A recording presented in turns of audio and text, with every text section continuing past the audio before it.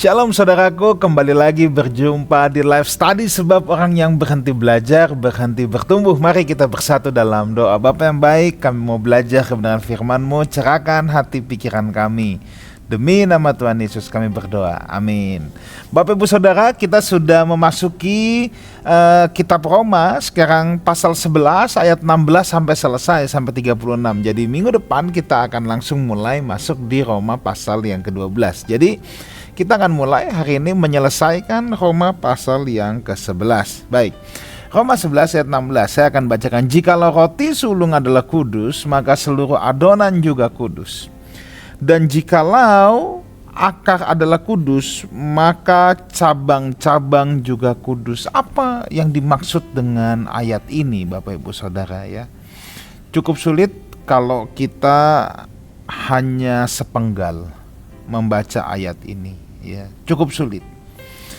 Konteksnya Paulus sedang bicara dalam hal ini kepada orang-orang Yahudi ya, yang seharusnya dipilih Tuhan jadi berkat untuk bangsa-bangsa lain. Kalau kita ingat di ayat yang sebelumnya ya, Paulus berkata dalam ayat yang ke-11, justru karena pelanggaran bangsa Israel keselamatan sampai kepada bangsa lain. Nah sekarang apa yang dimaksud atau siapa yang dimaksud roti sulung, siapa yang dimaksud akar? Memang ada dua penafsiran kalau kita melihat ayat ini, tetapi hal tersebut tidak perlu kita bertentangkan ya. Yang pertama, Kristus adalah akar dan roti sulung yang menguduskan seluruh orang yang percaya kepadanya ya. Ini tafsiran pertama ya. Banyak orang melihat yang dimaksud roti sulung, akar adalah Kristus. Maka karena Kristus yang adalah akar, Kristus kudus, maka orang yang percaya kepadanya juga ikut kudus. Tafsiran itu 100% dapat diterima ya. Tafsiran kedua, leluhur Israel. Ini bicara siapa? Bicara Abraham khususnya. Abraham, Ishak, Yakub, leluhur mereka. Roti sulung atau akar identik dengan mereka. Dan seluruh adonan atau cabang adalah keturunan mereka atau seluruh bangsa Israel secara etnis. Nah, roti sulung ini memang Paulus bermaksud sedang bicara mengutip dari hukum Taurat bilangan 15 ayat 18 sampai 21. Di mana dalam hukum Taurat dalam bilangan 15 ayat 18 sampai 21, bangsa Israel diperintahkan untuk mempersembahkan roti bundar dari adonan pertama hasil panen mereka kepada Tuhan. Nah, berdasarkan hukum Taurat, ketika adonan pertama atau roti sulung dikuduskan dan diserahkan kepada Allah, maka sisa adonan atau seluruh panen berikutnya dianggap kudus dan diberkati ya. Jadi ini konteksnya. Itu bagi orang-orang yang melihat roti sulung ini adalah nenek moyang Israel. Sekali lagi, dua-duanya tidak perlu dipertentangkan, karena nanti kalau kita baca memang dua-duanya bisa masuk, bisa Kristus, bisa Abraham ya. Sebab kalau kita ingat konteks kitab Roma, misalnya dibenarkan karena iman. Abraham dibenarkan karena iman. Maka kita orang percaya sekarang juga dibenarkan karena iman kepada Kristus. Kalau Abraham dibenarkan karena iman mengikuti suara itu dan mentaatinya, maka sekarang orang percaya dibenarkan karena iman mengikuti suara Kristus dan mentaatinya. Maka dua hal ini memang paralel Bapak Ibu Saudara ya. Jadi tidak perlu dipertentangkan. Ayat 17. Karena itu apabila cabang telah dipatahkan dan kamu sebagai tunas liar telah dicangkokkan di antaranya dan turut mendapat bagian dalam akar pohon zaitun yang penuh getah. Nah sekarang gini, kenapa cabang itu dipatahkan? Karena ketidaktaatan, karena ketegartengkukan. Dan kamu sebagai tunas liar, sekarang konteksnya jelas tunas liar di sini adalah orang-orang Gentile, orang-orang non-Yahudi, bangsa-bangsa yang bukan Israel ya. Tunas liar itu artinya bukan bagian dari adonan itu atau cabang asli. Bukan keturunan darah dan daging Ishak dan Yakub. Itu kita, Bapak Ibu Saudara yang menyaksikan ini. Saya rasa Bapak Ibu Saudara kan nggak ada kan yang orang Israel asli atau Yahudi asli, nggak ada. Ya, tapi kenapa kita bisa diperhitungkan sebagai keturunan Abraham? Kenapa kita dianggap juga umat pilihan? Karena kita adalah tunas liar yang dicangkokkan. Ya. Nah itu dia. Jadi tunas liar adalah Gentile, orang non-Yahudi. Status umat pilihan sampai kepada bangsa-bangsa lain melalui kedegilan hati orang Israel. Bangsa lain dicangkokkan atau mendapat bagian untuk menjadi umat pilihan, menjadi keturunan Abraham secara rohani. Maka tadi saya katakan, mau akar itu atau roti sulung itu Abraham atau Kristus ya nggak masalah, karena kita memang umat pilihan, kita adalah keturunan Abraham secara rohani. Atau kita juga boleh mendapat berkat melalui kedatangan Kristus yang adalah Mesias. Ayat 18, janganlah kamu bermegah terhadap cabang-cabang itu. Jikalau kamu bermegah, ingat bahwa bukan kamu yang menopang akar itu, melainkan akar yang menopang kamu. Kesombongan selalu ditentang oleh Tuhan. Jangan congkak, jangan angkuh, serta merasa diri hebat.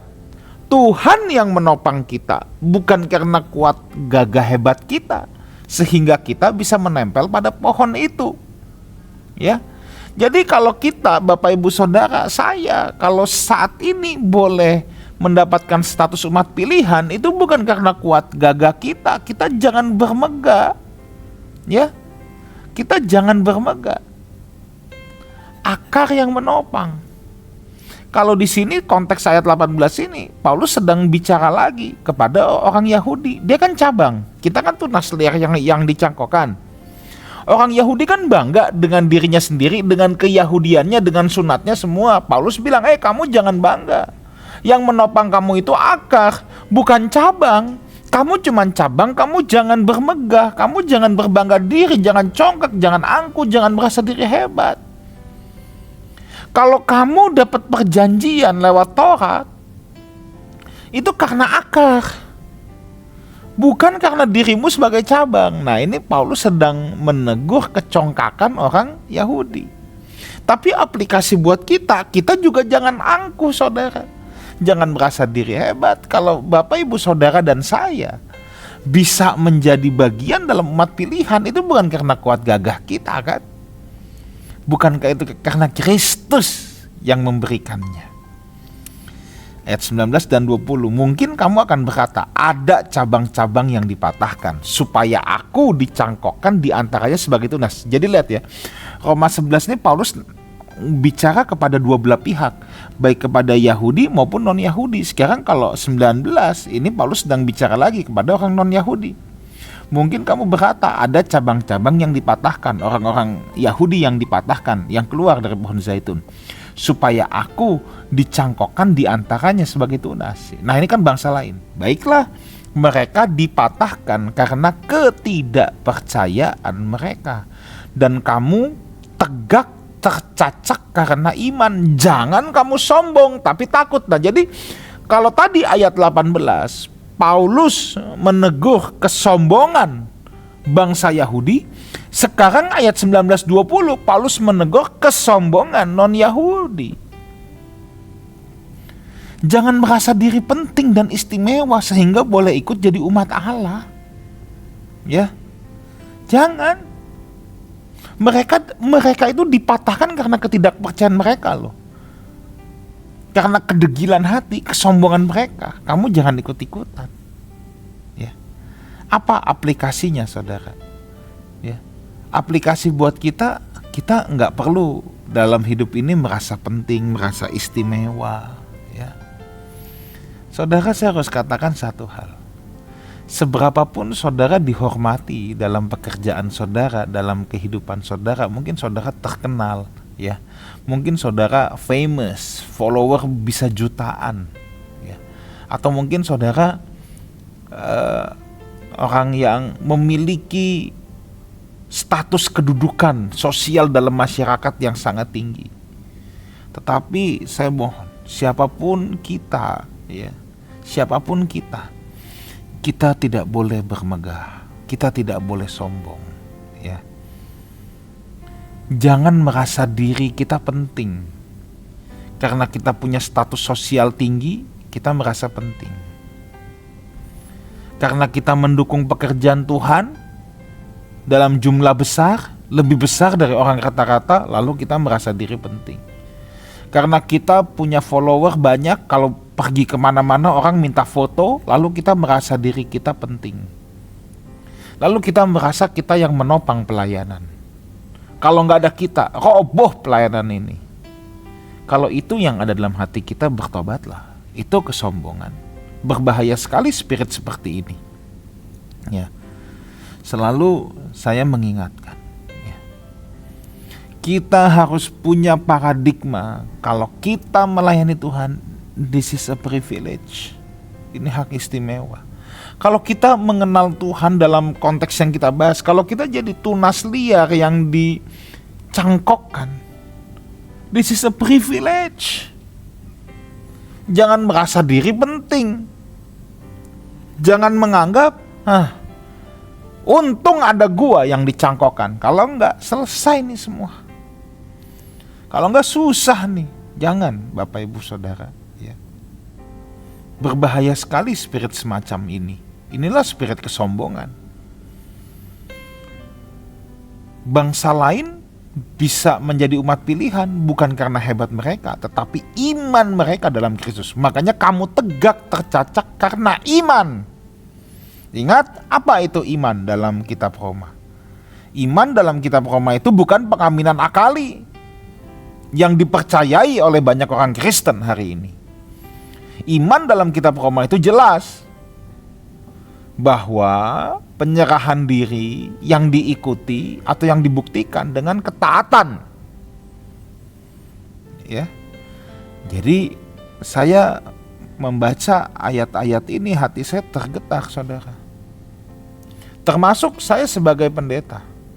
Saya sebagai gembala jemaat. Tidak boleh dalam diri saya berkata, oh, jemaat ini bertumbuh karena saya.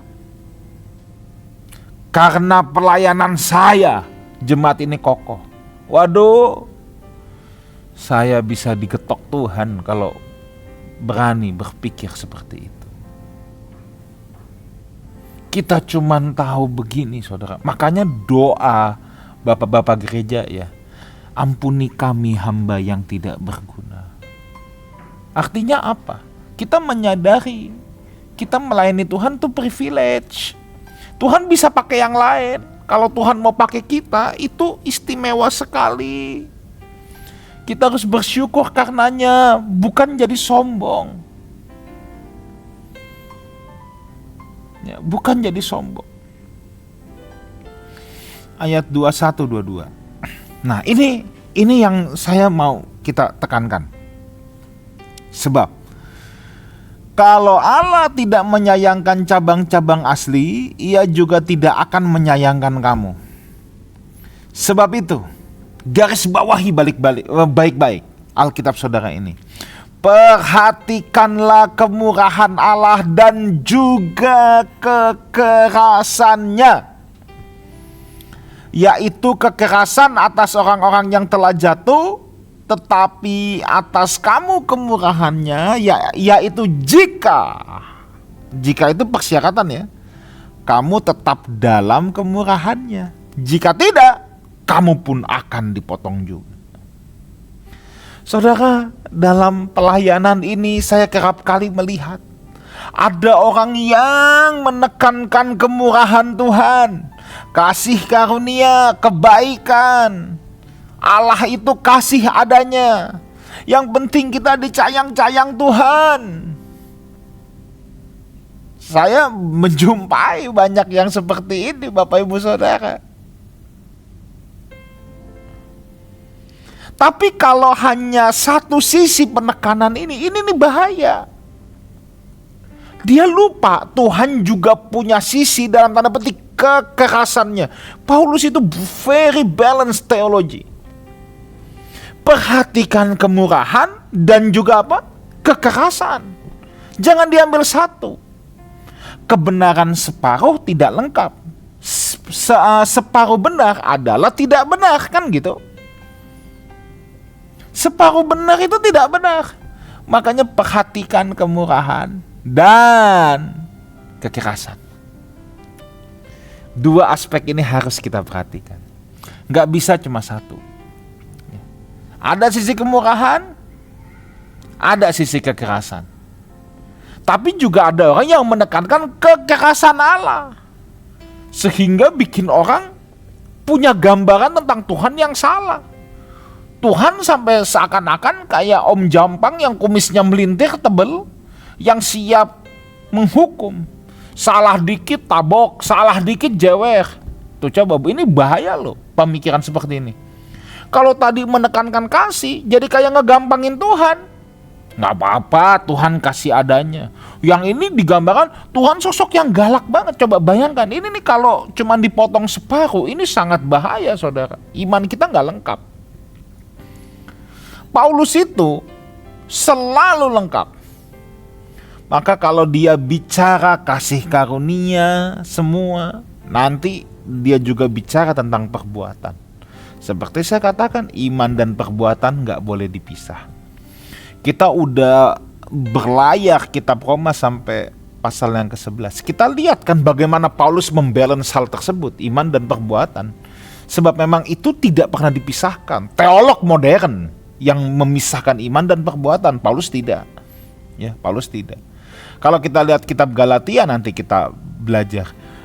Galatia di awal Paulus bicara tentang iman, pilihan, tetapi di belakang Paulus bicara tentang buah roh, karakter, hidup dalam daging atau hidup dalam roh, semua balance. Nah, dalam hal ini juga perhatikan kemurahan dan juga kekerasannya. Dan ini Paulus mau bilang sama orang-orang non-Yahudi. Hari ini kan banyak orang Kristen yang ngegampangin Tuhan. Pokoknya aku sudah diselamatkan, Yesus yang gantikan aku. Ini muncul dalam kitab Roma, dalam kitab 1 Korintus juga nanti kita akan belajar. Israel sebagai peringatan, ya dia umat pilihan, bandel tetap Tuhan hajar. Bandel tetap tidak masuk tanah perjanjian, dibinasakan di padang gurun. Terus Paulus bilang, Israel sebagai satu peringatan. Saya nggak ngerti kalau orang Kristen terus anggap, kita mah boleh ngegampangin, boleh suka-suka. Di sini juga sama, Paulus bilang, cabang asli, turunan darah dan daging, Tuhan potong. Kenapa? Di ayat sebelumnya kan, karena kesombongan mereka, kedegilan hati mereka, ketidakpercayaan mereka, Tuhan potong, habisi. Nah, Paulus bilang, cabang asli, orang Yahudi asli, keturunan darah dan daging Abraham, Tuhan gak sayangkan. Dan Paulus juga bilang, ia juga tidak akan menyayangkan kamu. Kalau kita juga bandel, kalau kita tidak taat, kita juga keras hati sama seperti orang Israel. Makanya, tetapi juga atas kamu kemurahannya jika kamu tetap dalam kemurahannya. Artinya apa? Kita hidup dalam kasih karunia Tuhan. Artinya apa? Kita hidup dalam ketaatan. Tapi kalau tidak, kamu pun akan dipotong. Cabang asli tidak disayangkan, demikian juga tunas yang dicangkokkan. Kita harus melihat di sini, Bapak Ibu Saudara, ada hukum dalam diri Allah yang tidak bisa dilawan, ada hukum dalam diri Allah yang gak bisa disangkal. Ada sistem dalam diri Allah yang kita gak bisa main-main dengan hal tersebut. Ya. Iman dan perbuatan selalu menyatu, gak bisa dipisahkan. Gak usah dibikin mana yang duluan, ina-inu. Itu menyatu. Orang yang beriman dengan benar pasti berbuat benar. Itu sudah hukumnya. Oke, ayat 23-25. Tetapi mereka pun akan dicangkokkan kembali jika mereka tidak tetap dalam ketidakpercayaan mereka, sebab Allah berkuasa untuk mencangkokkan mereka kembali. Nah, saudara bisa lihat ya, mereka akan dicangkokkan kembali. Allah berkuasa mencangkokkan mereka kembali. Jadi yang tadi udah dipotong, Tuhan bisa loh cangkokin lagi. Yang cabang asli itu. Jika mereka tidak tetap dalam ketidakpercayaan mereka. Artinya apa? Kalau Yahudi ini mau bertobat, Tuhan cangkokin lagi. Nah, itulah penuh kasihnya Tuhan. Tapi kekerasannya Tuhan, kalau tidak taat, potong. Tapi kalau bertobat, kasihnya yang melebihi apapun dicangkokkan kembali. Sebab jika kamu telah dipotong sebagai cabang dari pohon zaitun liar, kan kita pohon zaitun liar bangsa lain, dan bertentangan dengan keadaanmu itu, kamu telah dicangkokkan pada pohon zaitun sejati, Kristus, menjadi umat pilihan. Terlebih lagi mereka ini orang-orang Israel, orang-orang Yahudi, yang menurut asal mereka akan dicangkokkan pada pohon zaitun mereka sendiri. Jadi Tuhan tetap mau loh ada orang-orang Israel yang bertobat berbalik nanti dicangkokkan kembali. Sebab saudara-saudara, supaya kamu jangan menganggap dirimu pandai, aku mau agar kamu mengetahui rahasia ini. Sebagian dari Israel telah tegar, sampai jumlah yang penuh dari bangsa lain telah masuk. Jadi artinya memang ini satu kegenapan, ya. Bangsa-bangsa lain sudah masuk, pada akhirnya Israel yang bertobat juga akan masuk. Inilah yang di minggu lalu saya katakan remnant Israel, sisa Israel yang akan kembali masuk sebagai umat pilihan perjanjian baru, yaitu mereka yang menjadi percaya kepada Kristus. Dan ada orang-orang seperti ini, ada yang Tuhan sisakan, seperti minggu lalu yang dikutip, seperti Elia, ya. Elia, ketika Elia bilang, Tuhan kok cuman aku sendiri, enggak, aku masih menyisakan, kok ada orang yang tidak menyembah Baal, kan kira-kira gitu, ya. Oke, 26-29. Dengan jalan demikian seluruh Israel harus diselamatkan, seperti ada tertulis, dari Sion akan datang penebus, ia akan menyingkirkan segala kefasikan dari Yakub. Dari Sion memang penebus, Kristus, Mesias datang dari keturunan Yakub, ya, dari keturunan Yehuda. Dan inilah perjanjian Tuhan dengan mereka apabila aku menghapus dosa mereka. Mengenai Injil, mereka adalah seteru Allah karena kamu, ya, karena mereka tidak percaya, jadi seteru. Mengenai pilihan, mereka adalah kekasih Allah karena nenek moyang. Sebab Allah tidak menyesali kasih karunia dan panggilannya. Nah, Paulus mau menunjukkan kesetiaan Tuhan kepada kekasih hatinya, kepada Abraham, kepada Daud, sahabat-sahabat Tuhan, orang-orang yang Tuhan sudah pilih, ya. Tuhan menunjukkan kesetiaannya. Allah tidak menyesali pilihannya kepada nenek moyang mereka. Tuhan gak menyesali pilihannya kepada Abraham, kepada Daud. Kasih Tuhan sangat besar, ya. Itu sebabnya ada remnant Israel, ada orang-orang Israel, karena Tuhan mengingat perjanjiannya dengan nenek moyang mereka. Tapi tetap ada satu syarat, mereka harus bertobat. Jelas itu tetap harus, prinsipnya mereka tetap harus bertobat. Dan akan ada pasti orang-orang Yahudi yang bertobat, yang gak jadi sombong lagi, yang mengakui Kristus. Ayat 30-33, sama seperti kamu dahulu tidak taat, tetapi sekarang beroleh kemurahan karena ketidaktaatan mereka. Demikian juga mereka sekarang tidak taat, supaya oleh kemurahan yang telah kamu peroleh, mereka juga beroleh kemurahan. Allah telah mengurung semua orang dalam ketidaktaatan, supaya ia dapat menunjukkan kemurahannya atas mereka semua. Oh, alangkah dalam kekayaan hikmat dan pengetahuan Allah. Sungguh tak terselidiki keputusan-keputusan, dan sungguh tak terselami jalan-jalannya. Jalan Tuhan memang tidak terselami. Tetapi ada satu lagu, kemurahanmu lebih dari hidup. Saudara, kita boleh gak ngerti apa yang sedang terjadi dalam hidup kita. Kita boleh, mungkin saudara dalam tekanan, dalam kesulitan, mungkin kita lagi bingung, Tuhan ini harus gimana. Tapi satu hal yang kita perlu tahu, kemurahan Tuhan lebih dari hidup. Kemurahan Tuhan lebih dari hidup. Terakhir ayat 34-36. Sebab siapakah yang mengetahui pikiran Tuhan? Siapa yang pernah jadi penasihatnya? Siapa yang pernah memberikan sesuatu kepadanya sehingga ia harus menggantikannya? Sebab segala sesuatu dari Dia, oleh Dia, kepada Dia. Bagi Dialah kemudian sampai selama-lamanya. Jalan Tuhan tidak terselami. Percayalah sama Tuhan dan belas kasihannya. Tugas kita, saudara, bertobat dan hidup menurut jalan-jalannya. Kita gak lebih pintar dari Tuhan kan? Makanya jangan sok tahu. Kita cukup mempercayai kemurahannya. kita bertobat, hidup mengikuti jalan-jalan Tuhan. Tuhan Yesus memberkati kita semua. Amin. Mari kita berdoa. Materaikan kebenaran firman Tuhan dalam lubuk hati setiap anak-anak-Mu. Berikan kami anugerah-Mu untuk bisa melakukannya. Demi nama Tuhan Yesus kami berdoa. Amin. Sampai jumpa di live study yang akan datang, sebab orang yang berhenti belajar, berhenti bertumbuh. God bless you all.